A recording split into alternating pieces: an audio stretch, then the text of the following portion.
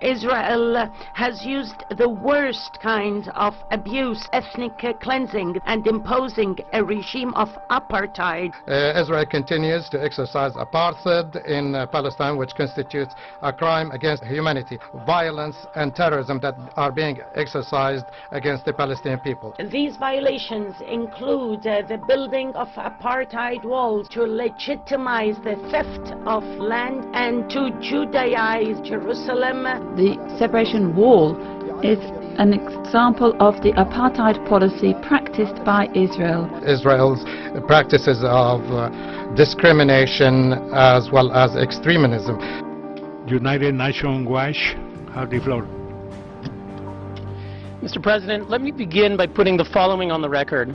Everything we just heard from the world's worst abusers of human rights, of women's rights, of freedom of religion, of the press, of assembly, of speech, is absolutely false and indeed Orwellian.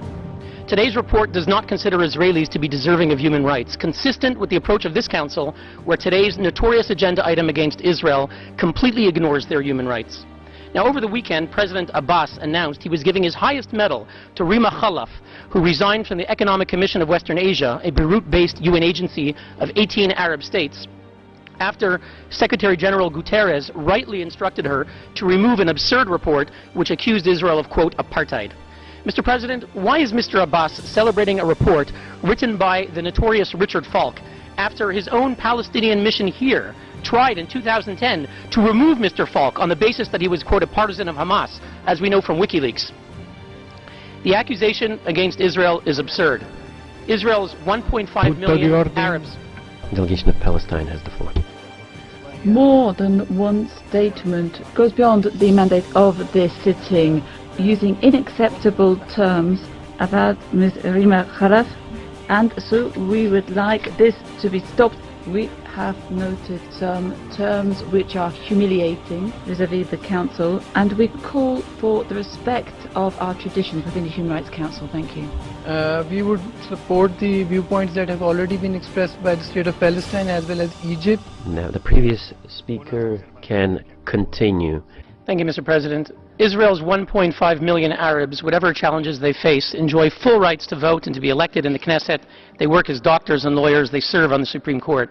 Now, I'd like to ask the members of that commission that commissioned that report, the Arab states from which we just heard, Egypt, Iraq, and the others, how many Jews live in your countries? How many Jews lived in Egypt, Iraq, Jordan, Kuwait, Lebanon, Libya, Morocco? Once upon a time, the Middle East was full of Jews. Algeria had 140,000 Jews. Algeria, where are your Jews? Egypt used to have 75,000 Jews. Where are your Jews? Syria, you had tens of thousands of Jews. Where are your Jews? Iraq, you had over 135,000 Jews. Where are your Jews? Mr. President, where is the real apartheid? Why is there a UN commission on the Middle East that does not include Israel? From the 1960s and the 70s, they refused to include Israel. Where is the apartheid, Mr. President? Mr. President, why are we meeting today on an agenda item singling out only one state, the Jewish state, for targeting? Where is the apartheid, Mr. President?